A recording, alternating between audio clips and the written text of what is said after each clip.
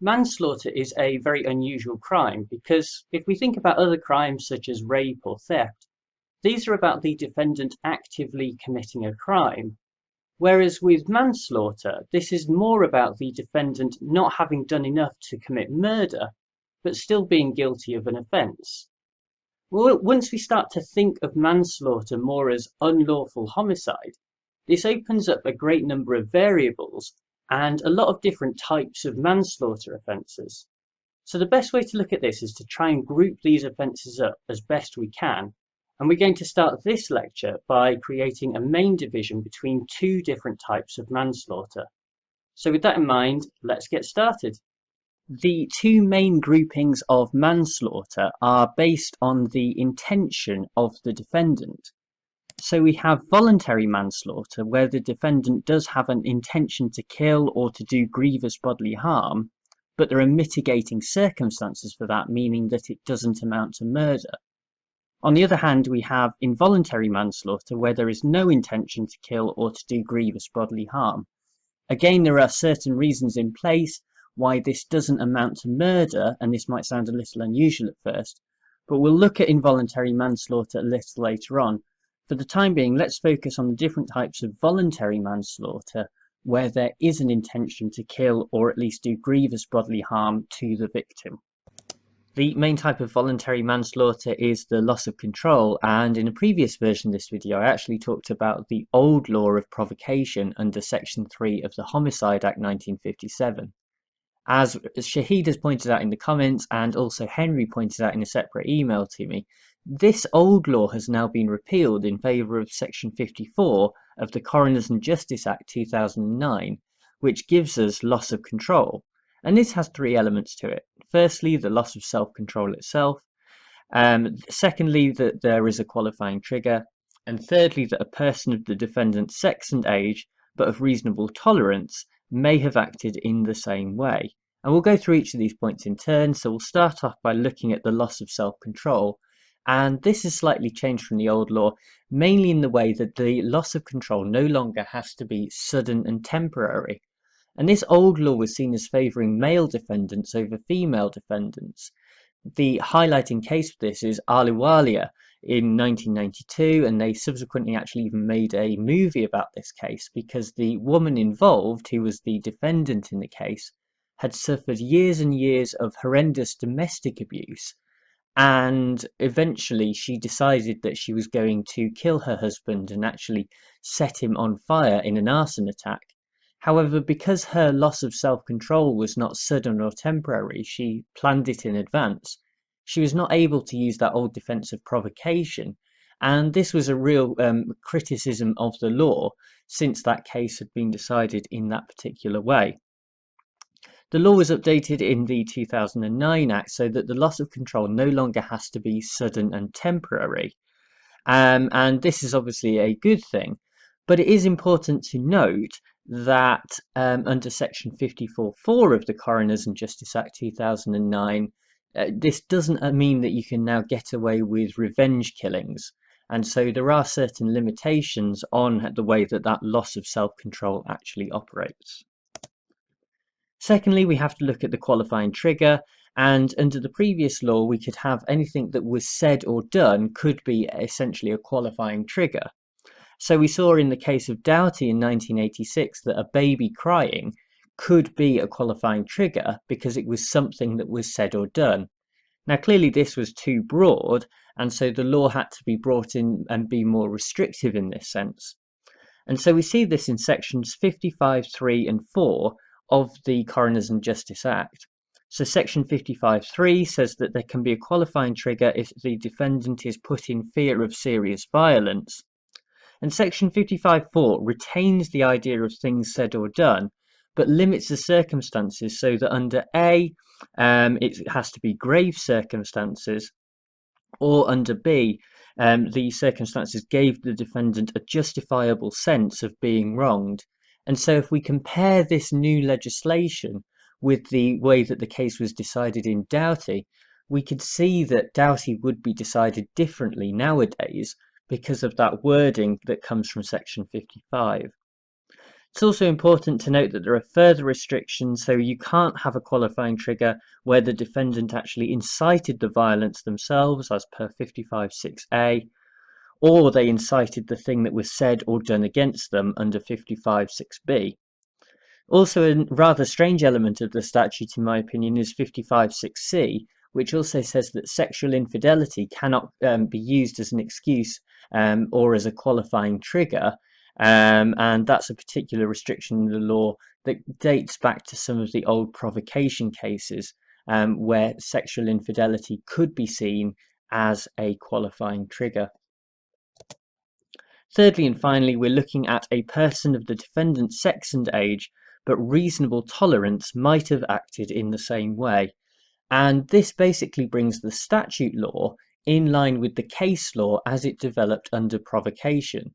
So under the old law, there were cases such as Camplin in 1978 and also Smith-Morgan in 2000 that tried to take the objective test that was associated with the law of provocation, and they added certain subjective elements to it.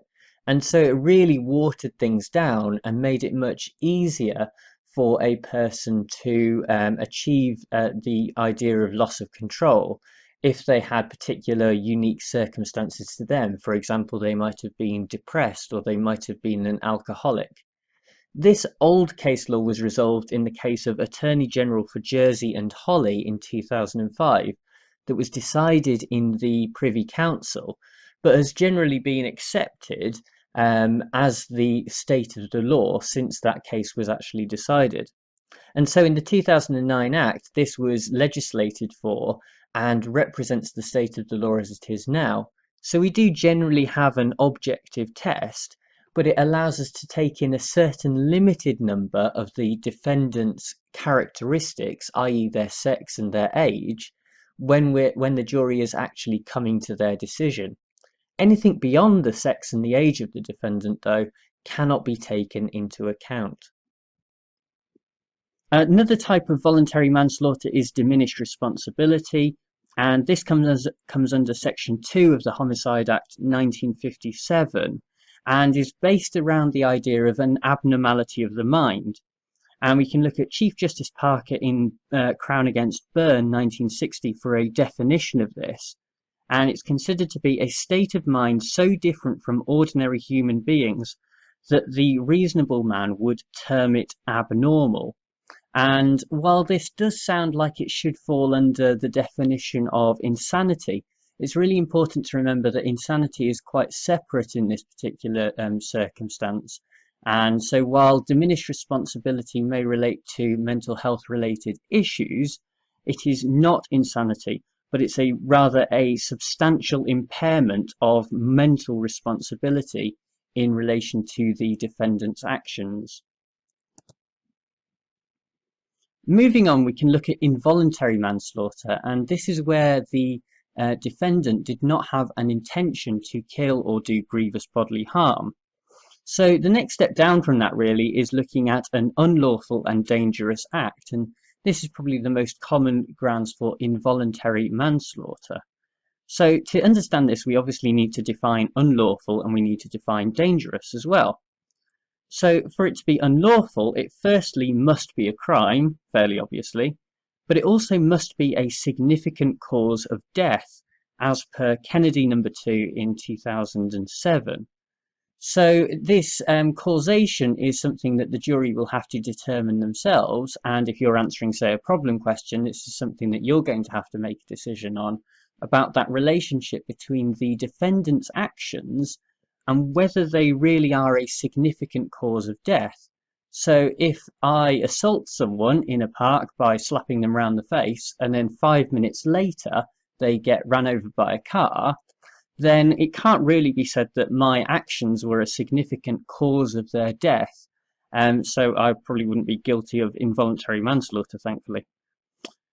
Moving on then, we also need to define dangerous, and this is an objective test.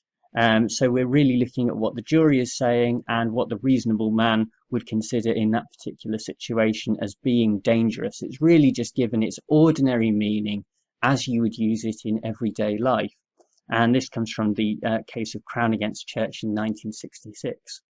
I think that one of the things that it's really important to be aware of, and something that students often trip up on at this stage, is that surely if the victim has died, then the situation or the actions have to be dangerous by definition, because someone has died as a result of it, so therefore it's dangerous. But this isn't necessarily the case, and the best way to sort of think about this is, if the victim hadn't died as a result of the actions, would you still consider the actions of the defendant to be dangerous, as you would term it in ordinary everyday use? And you can cite Church for that ordinary everyday use. So without the death occurring, would you actually consider the actions to be dangerous within an ordinary meaning? Moving on to another type of involuntary manslaughter, we have gross negligence. And there are a number of cases that, surrounding gross negligence that are worth looking at, particularly in the Court of Appeal during the early 90s. But the main case that got to the House of Lords and really defined the test for us for gross negligence manslaughter was Adamaco in 1994. And because we're looking at negligence, it's almost sort of going back to tort law for those of you who have studied that. And so we're looking for a duty of care, a breach of that duty of care, a negligence that causes the death, and then in terms of whether that negligence is considered to be gross negligence, we're talking once again about an objective test, and so it's for the jury to decide whether it is reasonable to consider the breach of the duty as gross negligence. Another type of involuntary manslaughter is reckless manslaughter. This is not really used as much nowadays, but it's still worth talking about. And this is basically the conscious taking of risk.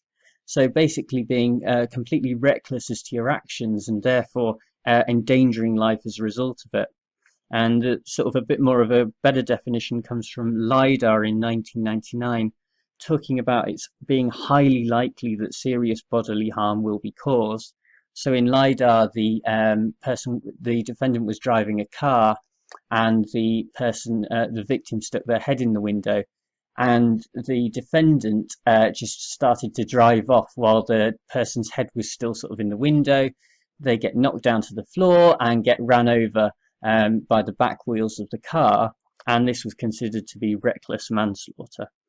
As I say, it's not really used very often nowadays, and the Law Commission has suggested abolishing it and basically bringing it within the realms of gross negligence manslaughter instead.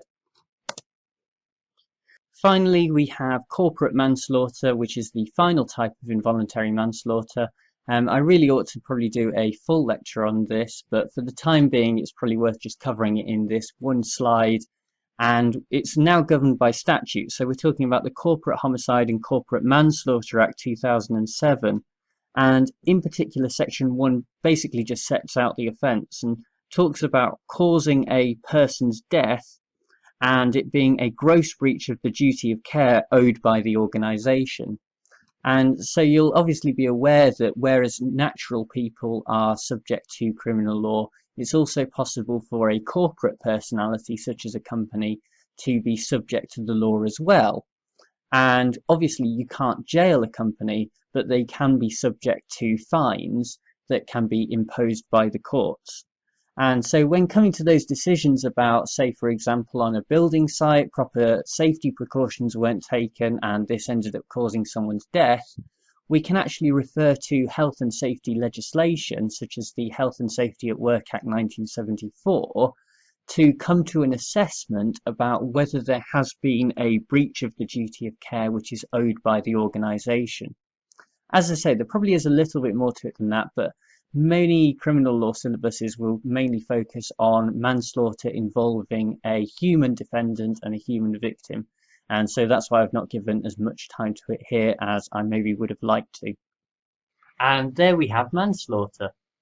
If this comes up as a problem-based scenario, then the first thing that you're going to want to do is to look at the intention of the defendant. Did the defendant in your particular case intend to kill or cause grievous bodily harm to the victim? If so, you're going to be looking at voluntary manslaughter. On the other hand, if they did not intend to kill or cause grievous bodily harm, you're going to be looking at involuntary manslaughter instead. And once you have that intention down, you can then look in particular at that grouping and try and work out which type of offence the defendant actually committed. Meanwhile, if this comes up as an essay question or perhaps as a coursework topic, then there's going to be a lot of different ways that you can approach this.